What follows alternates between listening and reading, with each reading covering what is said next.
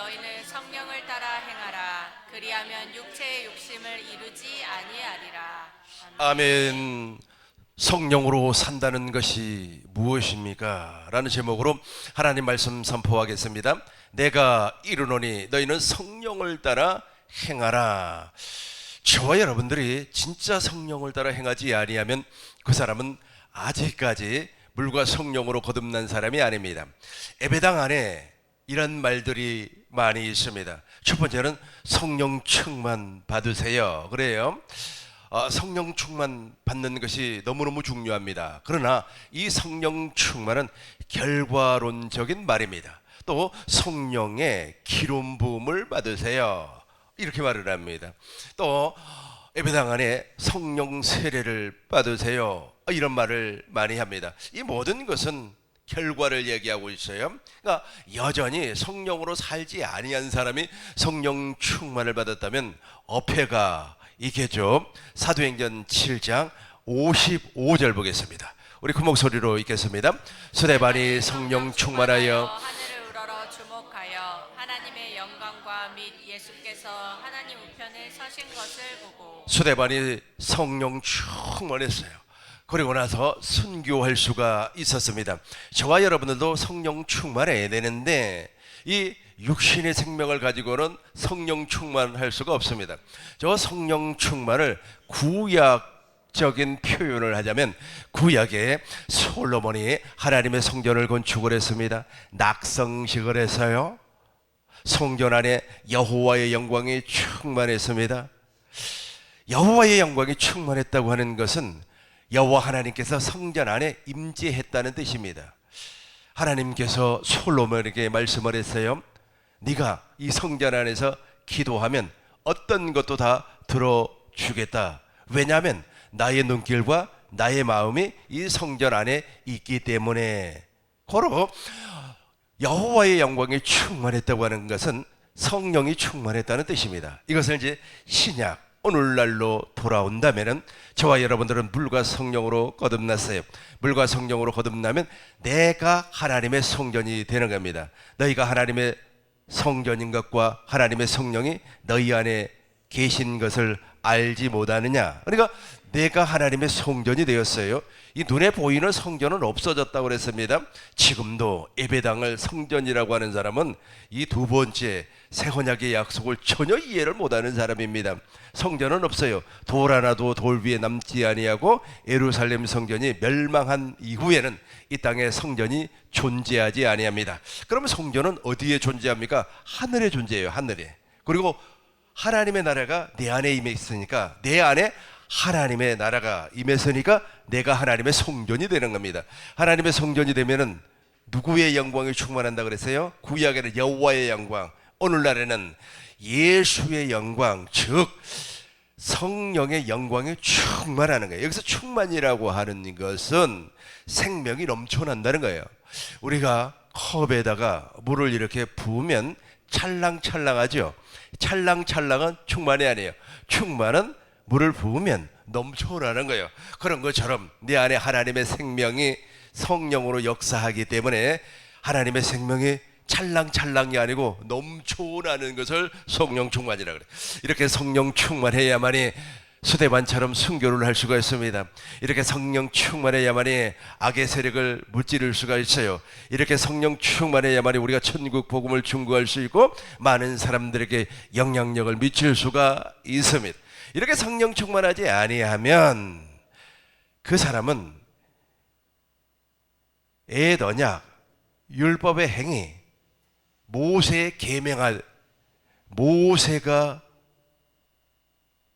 주었던 그 계명에 따라서 행동하기 때문에 은혜가 없어요. 요한복음 1장 17절 보겠습니다. 요한복음 1장 17절 보겠어요. 같이 읽겠습니다. 율법은 은혜로 말미암아 주어진 것이요 은혜와 진리는 예수 그리스도로 말미암아 온 것이라. 내가 반대로 읽어버렸어요. 율법은 모세로 말미암아 주어진 것이요 은혜와 진리는 예수 그리스도로 말미암아 온 것이에요. 그러니까 저 모세로 말미암아 주어진 저 율법이 우리 안에서 역사를 하면 성령 충만은 나타나지 않습니다. 말은 성령 충만이라고 얘기하는데 성령 충만은 나타나지 아니하고 판단과 정죄와 심판이죠.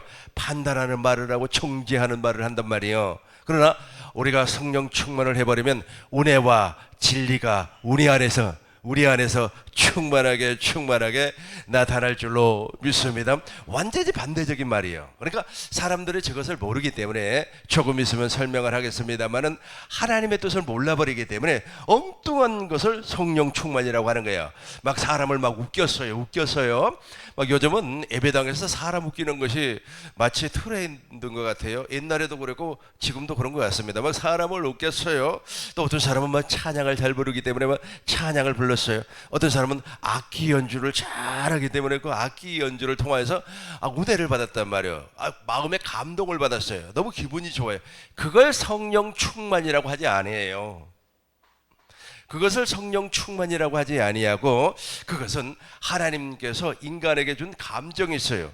하나님께서 인간에게 주신 것이 세 가지가 있습니다. 첫 번째는 지식을 주어서 지정의를 주었단 말이에요.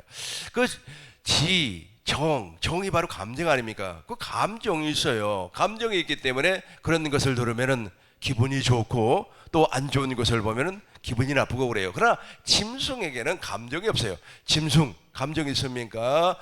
짐승이 생각하는 거 봤어요? 짐승이 생각을 했다면은 아무래도 사람처럼 옷도 입고 다니고 사람처럼 혼을 훈련시켜서 올림픽도 나가고 무엇인가 개발해서 돈도 벌고 그럴 겁니다. 그러나 짐승은 그렇게 하지는 못한단 말이에요. 근데 짐승은 본능이 있어요. 본능이 있기 때문에 그 본능으로 훈련을 시키면 이제 똥오줌도 가리고 그러지 않습니까? 근데 그것을 마치 사람처럼 생각하면 안 돼요. 그러니까 사람이 가지고 있는 그 감정이 충만했어요. 그걸 성령 충만이라고 얘기하면 안 된다니까. 성령 충만은 저와 여러분들이 물과 성령으로 반드시 거듭나야 돼요. 내 안에서 하나님의 뜻이 이루어져야 돼. 하나님의 뜻이 이루어지면 성령의 역사가 하나님의 생명이 그 성령 충만이라고 하는 것은 하나님의 생명을 말하고 있어요. 하나님의 생명이 넘쳐난다는 게 찰랑찰랑도 아니고 넘쳐나는 거 이걸 성령 충만이라고 그렇게 말을 하는 겁니다. 그러나 그 사람에게 하나님의 뜻이 이루어지지 아니하면 감정 충만이에요. 감정 충만. 와 어떤 사람이 말이야 나타나가지고 그냥 기도를 했더니 아주 죽은 사람이 살아나 버리고 뭐 이런 간증들이 있지 않습니까? 없는 사람이 말이야 부자가 돼버리고 심었더니 돈을 벌었고 그러면 얼마나 막 잘 들려오는 겁니까? 어떤 사람에게 말이야 복음을 증거를 했더니 방언이 터져가지고 랄랄랄랄랄랄 막 뒤집어지고 놀라워. 그 전부 다 사람들은 성령 충만이라고 얘기해요. 그러나 엄밀하게 따지면 감정이 충만했다는 거예요. 기분이 좋았다는 거예요. 내 마음에 기분이 좋았다는 거예요. 하나님으로 말미암아 기분이 좋았다는 거예요. 그러나 진짜 성령 충만은 내가 물과 성령으로 거듭나서 내 안에서 하나님의 뜻이 이루어져서 두 번째 것이 이루어져서 새 언약이 이루어져서 생명이 충만하게 나타나야 돼요. 이걸 무엇이라고 한다고요? 성령 충만이라고 그래요. 그래서 스데반은 성령이 충만해서 순교할 수가 있었어요. 또 예배당 안에 들어오면 이런 소리 많이 합니다. 성령의 기름 부음. 성령의 기름 부음. 그러니까 성령의 기름 부음이라고 하는 것은 사람들이 말이야 그 느낌이 있잖아요. 막 하늘에서 말이야 금가루가 떨어지네. 하늘에서 은가루가 떨어지네. 지금 성령께서 역사를 합니다. 여러분들을 성령께서 만지고 계십니다. 뭐 그런 소리 많이 하잖아요. 만지고 있대요. 보이지도 않는 성령이 막 우리를 만지고 있다는 겁니다. 지금 머리를 만지고 있습니다. 가슴을 만지고 있습니다. 보여요 그게? 보이냐고. 그러면서 그걸 기름 부음이라 그래요. 기름 부음 아니에요. 만지려면 있지 않습니까? 집에 가서 부인에게 전신 마사지를 좀 해달라고 그래요. 그러면 기분 진짜 좋습니다. 안 해보셨죠? 나는 옛날에 많이 해봤어요. 근데 지금은 우리 집 사람이 안 해줘요. 나이 먹었다고 이제. 나이 먹었다가 안 해줘요. 그걸 성령의 기름 부음이라고 하면 안 돼요. 요한일서 보겠어요. 2장 27절. 요한일서 2장 27절 보겠습니다. 같이 읽겠습니다. 너희는 주께 받은 바 기름 부음이 너희 안에 거하나니 아무도 너희를 가르칠 필요가 없고 오직 그의 기름 부음이 모든 것을 너희에게 가르치며 또 참되고 거짓이 없으니 너희를 가르치신 그대로 주 안에 거하라. 다시 한 번 더 제가 읽겠습니다. 너희는 주께 받은 바 기름 부음이 너희 안에 거하라. 우리 안에 있어요. 저 기름 부음이 우리 안에 있다는. 저 기름 부음이라고 하는 것은 성령께서 내 안에서 가르친다는 거예요. 밖에서 가르치는 것이, 밖에서 가르치는 것은 사람이 가르치는 거고, 내 안에서 주님께서 가르쳐요. 어떻게 가르치는 겁니까? 구약의 예수님, 구약의 예수님을 오실 그리스도, 오실 메시아라 그렇게 말을 해요. 그분이 한 일이 있어요. 구약의 예수님께서 한 일이 있어요. 아브라함에게 복음을 전했고, 아브라함과 언약을 맺었고, 다윗과 언약을 맺었어요. 그 언약 가운데 제일 중요한 것이 바로 새 언약이란 말이에요. 이런 모든 것들을 내 안에 계신 성령께서 가르쳐요. 이걸 기름 부음이라고 그래요. 막 기름을 붓는다고 하니까 식용유를 붓는다, 아니면 참기름을 붓는다, 그런 거 아니에요. 잘 기억을 하시기 바라겠어요. 가르친다는 게. 여러분 있지 않습니까? 사람에게도 가르침 받을 때 어떤 교수님이 잘 가르치면 마치 기름을 발라놓은 것처럼 잘잘잘잘잘잘잘 흘러나가잖아요. 이해가 잘 되고. 제가 대학교에서 강의를 하니까 우리 교수님은 너무 쉽게 강의를 잘한다 그래요. 그래서 내가 내 안에 기름 부음이 가득한가 보다, 이런 생각을 해봤어요. 성령께서 그렇게 가르치는 겁니다. 잘 여러분들도 가르치기 바라겠어요. 옛말에 그런 말이 있어요. 유치원 선생님은 어려운 것을 쉽게 가르치고, 대학교 교수님은 쉬운 것을 어렵게 가르치고. 그러니까 기름 부음이 없는 게 기름 부음. 그러니까 우리 안에 기름 부음이 막 있으면 구약의 예수님, 신약의 예수님, 오늘날 예수님이 무슨 일을 하고 있는가를 가르쳐요. 그러니까 이 가르침을 받지 못하니까 예수님이 무슨 일을 하는지를 몰라요. 지금 이 시간, 오늘이 2025년 10월 5일 11시 35분, 지금 내 안에 계신 예수님이 무슨 일을 하는지를 몰라요. 그러니까 사람들이 무슨 일을 하는지를 모르기 때문에 사람들이 예수님께서 이런 일을 할 거야 라고 하면서 자기 상상, 자기가 그려, 자기가 바라봄의 법칙이라고 그러잖아요. 자기가 만들어서 예수님을 믿는단 말이에요. 이게 가르침을 받지 못하기 때문에. 그래서 예수님께서는 말이야 돈을 좋아한다고, 그래서 예수님은 돈을 좋아한다고 나도 돈 좋아합니다 라고 얘기를 한단 말이에요. 그럼 무슨 뜻입니까? 돈 가져오라는 뜻 아니겠어요? 내 안에 계신 그리스도는 그렇게 가르쳐 본 적이 한 번도 없어요. 돈을 사랑함이 일만하게 뿌리가 되나니. 디모후 6장 10절 봐요. 디모후 6장 10절. 그러니까 물질을 사랑하면 너는 끊어진다 이게. 없어요? 같이 읽겠습니다. 돈을 사랑함이 일만하게 뿌리가 되나니 이것을 탐내는 자들은 미혹을 받아 믿음에서 떠나 많은 근심으로써 자기를 찔렀도다. 그러니까 사람에게 배움은, 사람에게 가르침을 받으면 사람에게 가르침을 받으면 기름 부음이 없는 거예요. 없으니까 말이야 어떤 여자 목사가 나타나가지고 말이야 심어라, 1,000,000원을 심어라. 1,000,000원 갖고 되겠습니까? 집을 팔아서 심어라 어쩌고 저쩌고, 그리고 투자를 해라, 집을 사라, 땅을 사라 어쩌고 저쩌고, 그렇게 해서 했어요. 돈 많이 번다고 하니까, 하나님이 복 준다고 하니까. 그러니까 어떻게 돼요? 이것을 탐내는 자들은 미혹을 받아 믿음에서 떠나버린다니까. 그러니까 진짜 복음을 들어야 되는데 들을 수 있는 기회를 상실해 버린다. 그러니까 기름 부음을 엉뚱한 데다가 모르니까 그러는 거예요. 모르니까. 그리고 또 성령 세례라는 말 들어봤죠? 우리가 성령 세례를 받아야 되는 겁니다. 마가복음 16장 15절 보겠습니다. 온 천하에 복음을 전해요. 계속해서 16절 보겠습니다. 16절. 믿고 세례를 받는 사람은, 저기 바로 성령 세례예요.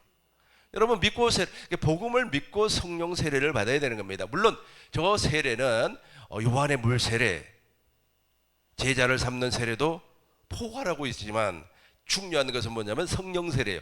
저 성령 세례가 무엇이냐면 우리가 거듭나는 겁니다. 너희가 물과 성령으로 거듭나지 아니하면, 요한복음 3장 3절.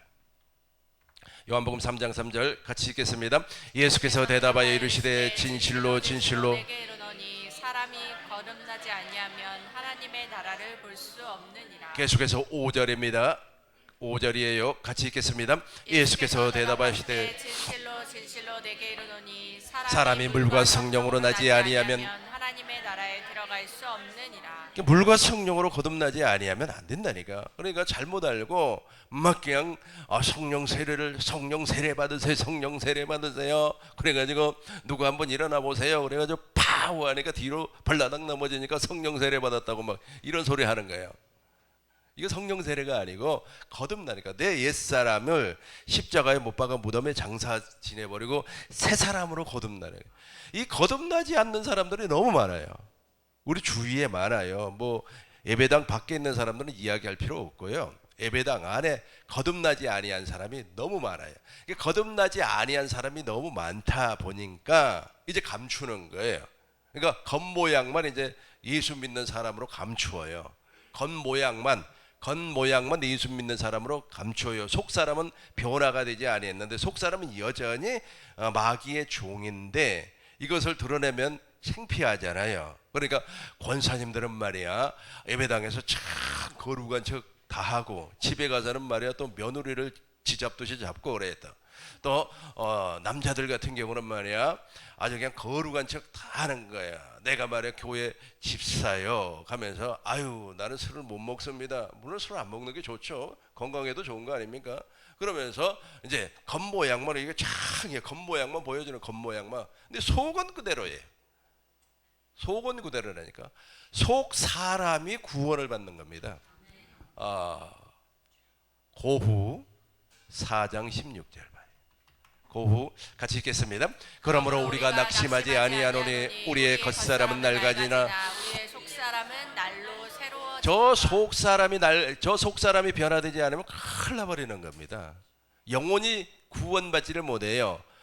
베드로전서 1장 9절 보겠어요. 믿음의 결국 영혼의 구원이에요. 같이 읽어요. 믿음의 결국 영혼의 구원을 받음이라. 그러니까 이 속 사람이 변화가 와서 그 옛날에 그거 있잖아요. 고집센 거, 남 욕하는 거 그게 없어져야 되는데 그게 사라지질 않는 거예요. 오히려 나이를 많이 잡수면 잡술수록 고집이 더 세요. 이게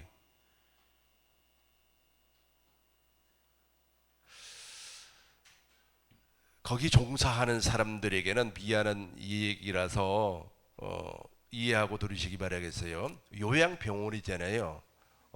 글을 읽어봤어요. 그래서 글을 읽어보니까 할머니, 할아버지들은 이제 고집이 좀 덜한 것 같아요. 할머니들은 자기 고집이 있어요. 그걸 속사람이라고 그래. 속사람. 그거 바뀌지 아니하면 예배당 안에 있는 사람이 예를 들어서 내 교회에 다닙니다. 내가 권사요, 뭐 전도사요. 그러면서 이걸 그대로 가지고 있으면 그 사람 죽으면 천국을 못 가요. 그러니까 이제 힘은 다 빠졌어요. 힘은 다 빠져도 이 속에 있는 그 고집은 그대로 있거든요. 그러니까 이제 그 고집을 꺾으려고 보호사들이 물리적인 행사를 한다 그래요.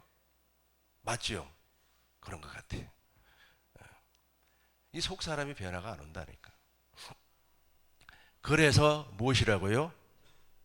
그 사람에게 필요한 것이 복음이에요. 복음이에요. 뭐 밥 사주고, 떡 사주고, 선물 갖다 주고, 꽃꽂이 해주고, 꽃 사주고, 하등에 상관이 없다. 그런 거 필요 없어요. 그런 거 필요 없고 그 영혼이 구원받기 위해서는 오직 복음밖에 없다니까. 그래서 천국 복음을 충고해서 옛날 구약의 예수님, 신약의 예수님은 2000년 전의 예수님이에요.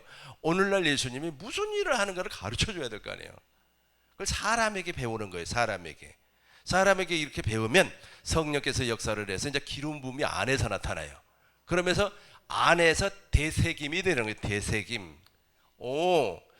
우리 집사님이 이야기를 했는데 내 안에서 이제 성령께서 다시 끄집어내 가지고 묵상이라고 하죠. 되새김을 해요.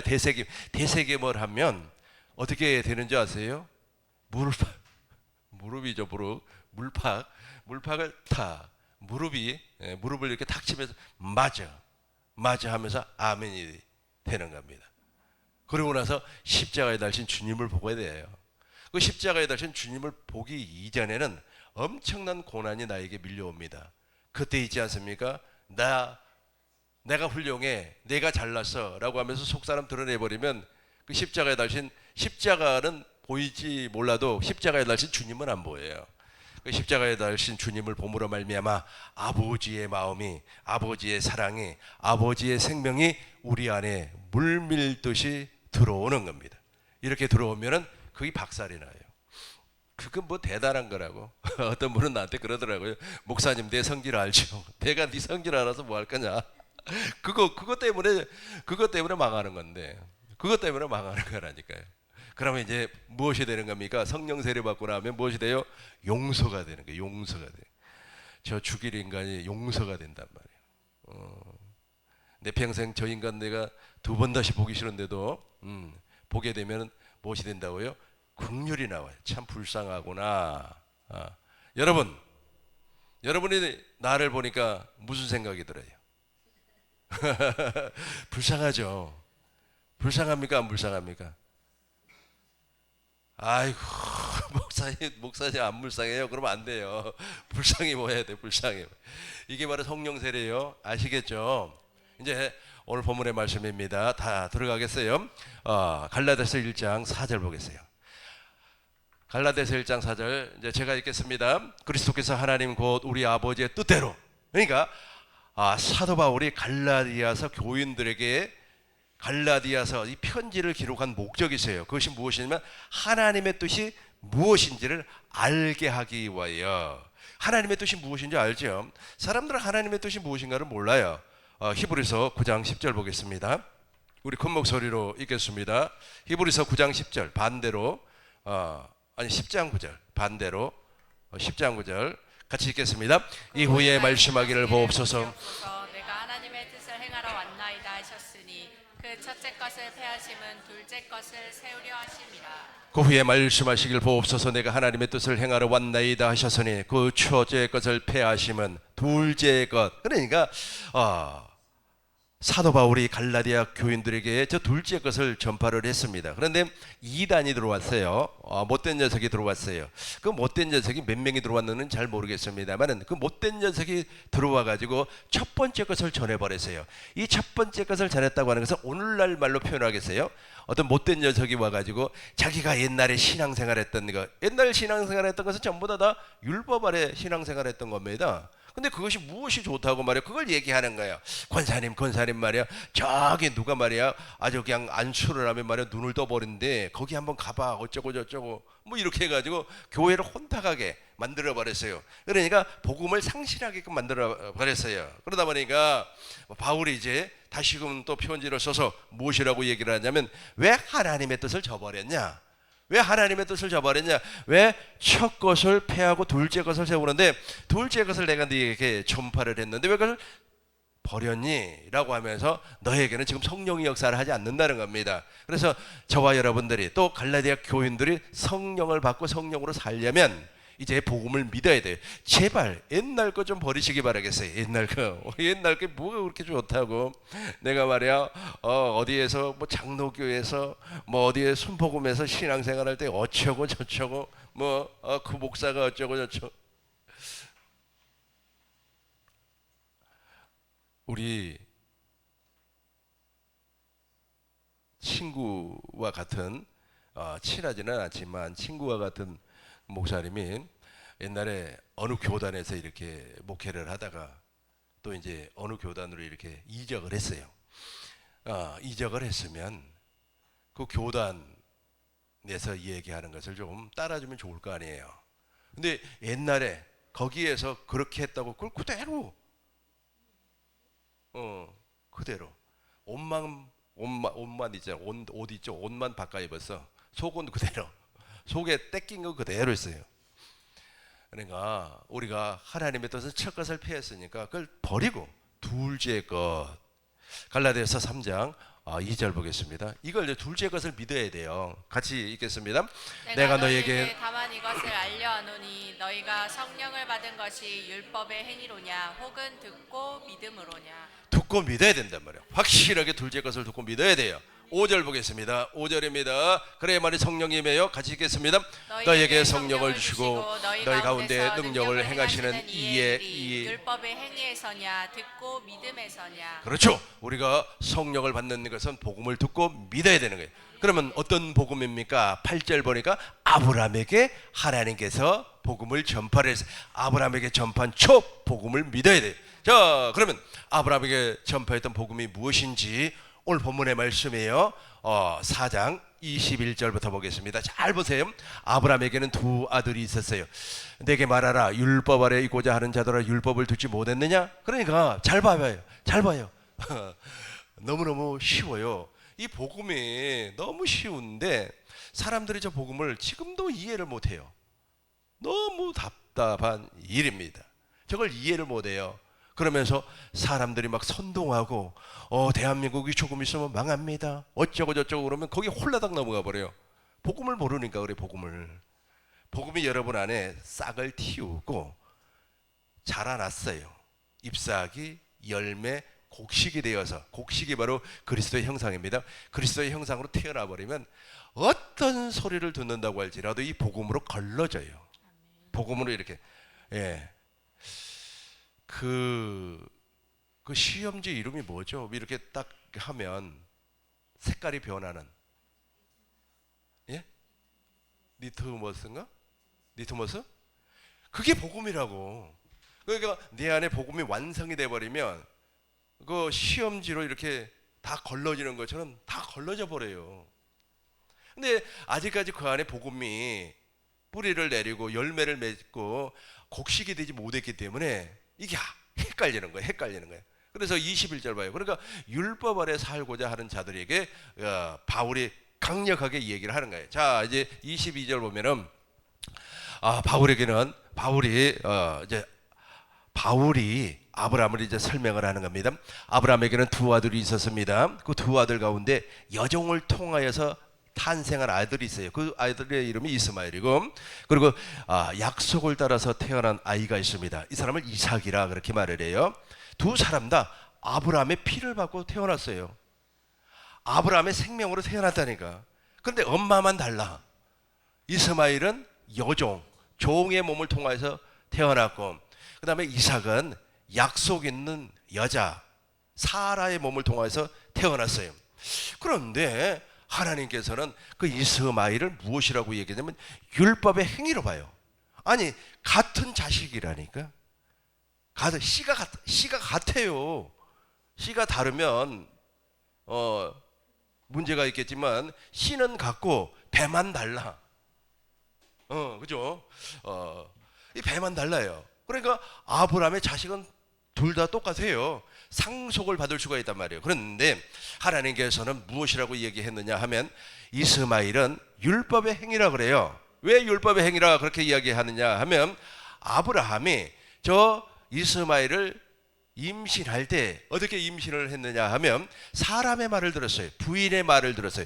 부인의 말을 듣고 하갈과 동침을 했어요. 하룻밤 잠을 잤단 말이에요. 그리고 나서 임신을 해요. 하갈이. 그리고 출산을 합니다. 그때 아브라함의 나이가 86살이에요.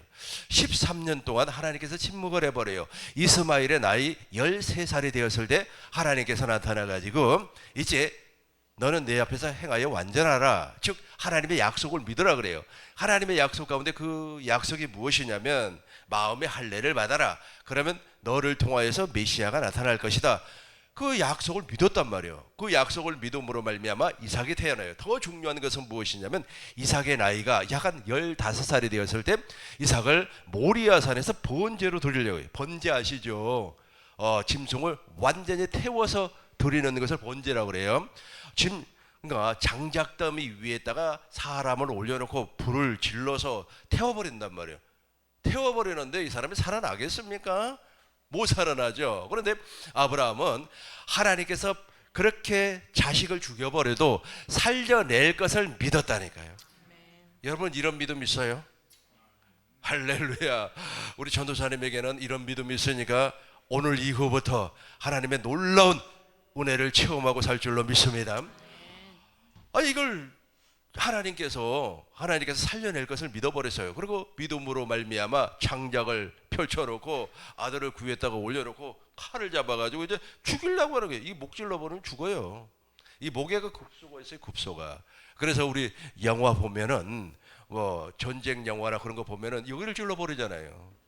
이 급소가 있단 말이에요. 그래서 찔러버리면 바로 죽어요. 그래서 칼을 들고 이게 딱 찌르려고 하니까 여호와 하나님께서 나타나서 아브라함아 칼을 거두어라. 너가 말이야 나에게 이렇게 자식을 드리려고 하는 것은 나를 사랑하는 줄, 나를 굉해하는 줄, 너가 진짜 나를 믿는 줄 내가 알았다. 그래서 아브라함의 눈을 열었어요. 그러니까 저 가시나무 넝쿨에 수 양이 이렇게 뿔이 걸려가지고 헤헤 하고 있어요. 그 녀석을 잡아다가 이제 번제를 드리고 나니까 하나님께서 이렇게 말씀을 해요. 창세기 22장 17절 봐요. 이렇게 말씀을 합니다. 이게 바로 두 번째 언약이에요. 잘 기억하세요. 이걸 믿으셔야 된다니까. 큰 목소리로 읽겠습니다. 내가 내 스스로 큰 복을 주고 내 씨가 크게 번성하여 하늘의 별과 같고 바닷가의 모래와 같게 하리니 내 씨가 그 대적의 성문을 차지하리라. 아멘. 저 믿음으로 말미암아 그리스도가 우리 안에서 나타난다는 거예요. 저 믿음 없으면 내 안에 그리스도도 없는 거예요. 그래서 저 믿음으로 말미암아 누가 태어났다고요? 이삭이 태어났어요.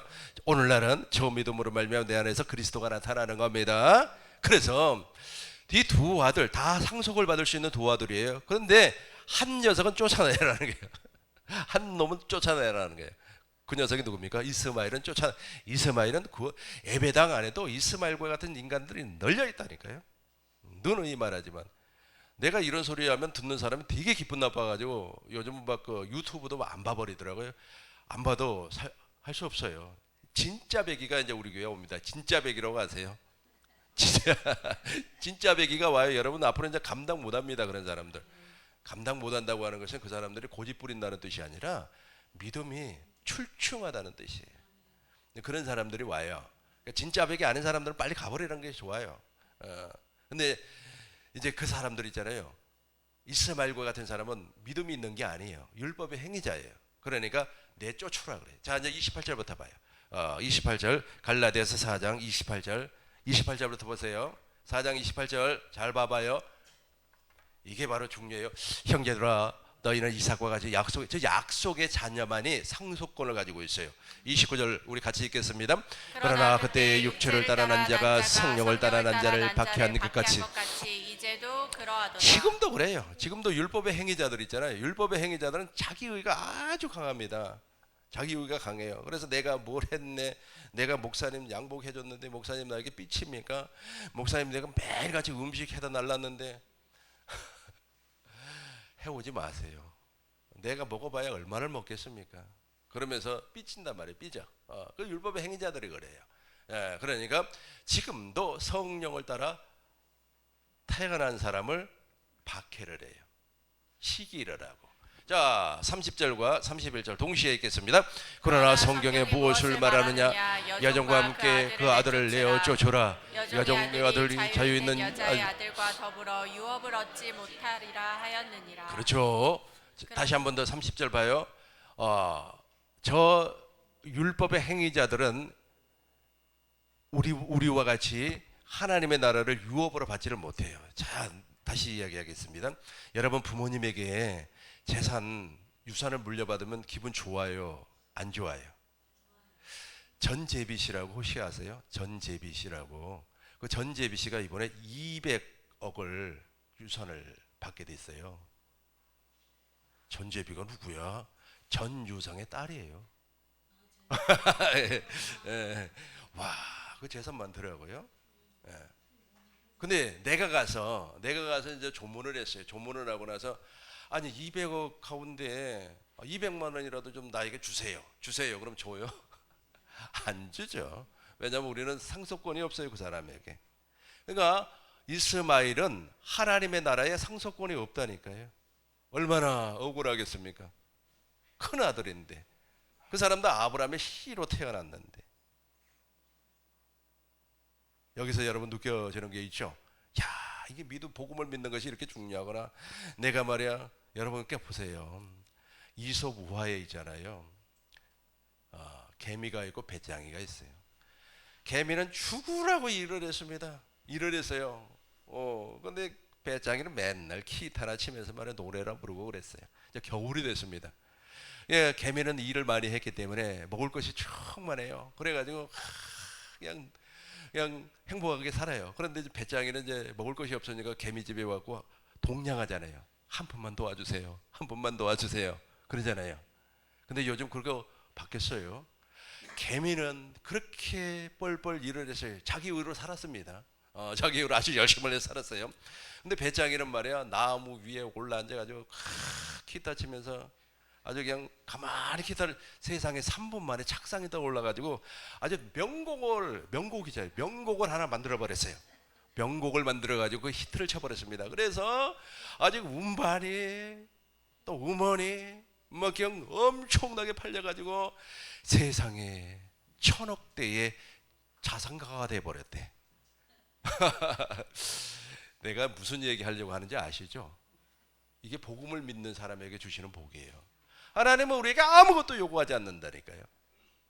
그래서 구원은 하나님의 은혜예요. 아무것도 요구하지 않아요. 아멘 좀 하셔요. 죽으라고 고생했단 말이에요. 한 달란트 받은 사람이 있죠. 한 달란트 받은 사람은 그 꽃갱이로 땅 팠어요. 땅 파가지고 말이야 달란트를 묻어놨잖아요. 그렇게 고생했어요. 고생했음에도 불구하고 우리 주님이 내가 너를 도무지 알지 못한다. 이 악하고 게으른 종아 나에게서 썩 물러가라. 이게 복음이야. 하나님은 창조주 하나님이에요. 우리에게 요구하는 거 없다니까요. 여러분 보세요. 여러분 자식이 있어요. 자식이 4살짜리가 있습니다. 4살짜리 아들에게 저기 말이야 삽 쥐어주면서 너 가서 일해라 그럽니까? 안 그러죠. 하나님은 우리에게 주지 못해서 지금도 그래요.